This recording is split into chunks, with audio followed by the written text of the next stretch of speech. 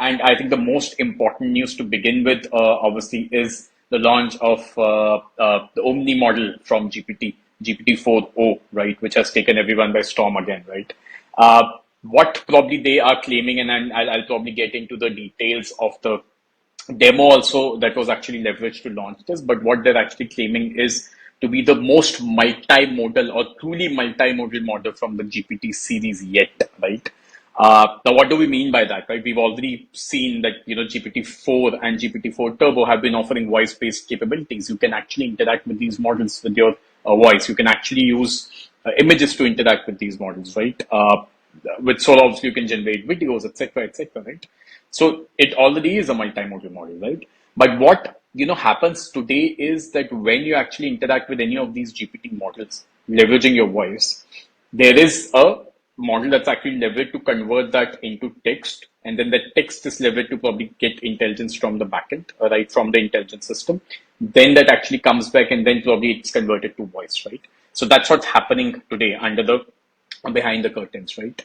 But with GPT-4o, what OpenAI claims is it's a true multimodal experience that they're giving, which is when you interact with this model through a series of through a combination of voice, videos, images. It's a singular combination that has been converted or probably used to probably generate instance instead of conversion happening and then probably the intel coming to you, right? Honestly speaking, Shiva, I think it's one of the most impressive demos that I have seen since the time obviously GPT was launched, right? Where it's a real time interacting. It's literally the Jarvis moment that I actually could experience with the demo. Obviously, it's while 4o is available for you to experience with, you can try it out. We've started using it in a couple of our use cases. The voice capabilities are yet not even in beta mode yet, right? What OpenAI is claiming, it's in alpha mode, so not probably ready for deployment. But the model aspect of it, which you can start leveraging at least from intelligence perspective, right? So your thoughts, Shiva, if you've tried it out. Yeah, no, I've tried it out, and GPT-4o Omni, O stands for Omni, actually is receiving a lot of criticism also from the general users because there is not much of a difference in reasoning capabilities, which is what Sam Altman has been Exactly. promising for quite some time. But from a developer standpoint, because we are building agents with these LLM models, there is a massive advantage that Omni brings in. Like you mentioned, before the Omni release, if we are to say build a chatbot, imagine using PDF documents, and the PDF documents may have images, text, um, and say some sort of tables. Yeah. What happens? We used to use a parser first, like an unstructured or a llama parse, to actually parse these data, and then use the GPT-4 Turbo for text reasoning. And that was pain because now you have to use GPT vision model and GPT text model. Even to GPT vision model, you need to connect both the data points because GPT vision is not natively like capable to reason. It can write, you can see an image and write some context, but the context may not be relevant to GPT text. But Omni has removed all of this, issues, right? So we don't have to worry about how will GPT read an image that is there in a paragraph. Omni removes that natively because it knows that the image belongs to that paragraph and it automatically reasons, right? So actually a fantastic approach. There is also an architecture, uh, I would say a fan-made architecture that's going around on how these GPT-4o works. Pretty much the same. You have mixture of experts like what GPT-4 Turbo had.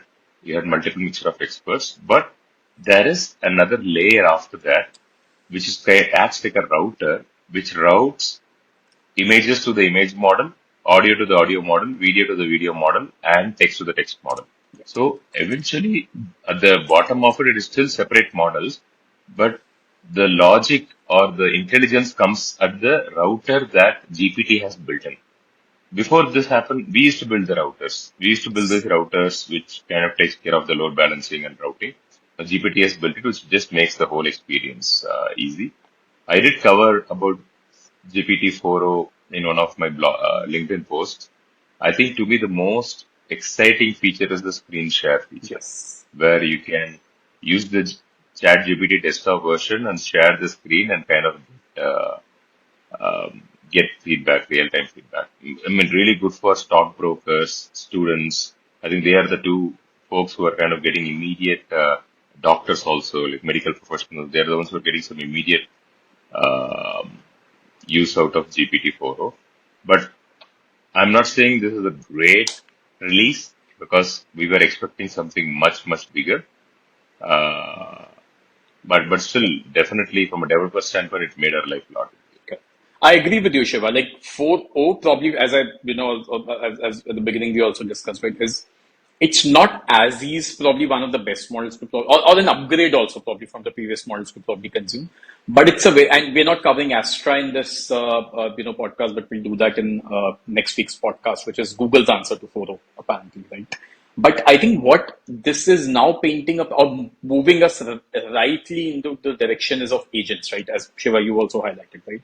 So it's a good step towards now building agents, how probably these GenAI agents will start powering each of our, lives, your enterprise models, etc. So it's a good step towards it. Honestly speaking, Shiva, when I was actually looking at the demo and when you pointed out that screen share piece, right? And a big fan of Marvel, by the way. I immediately, right, I went back to where, Tony Stark asks, and he's actually placed the picture on the screen, and he asked probably about Thanos' children's with Jarvis, and Jarvis instantly starts answering. Right? So I went back to that. So it was like a Marvel moment for me, and that's why the demo definitely sounds impressive. Good step, but as you rightly mentioned, 4 probably in the current state is not a big upgrade from the previous models. Yeah.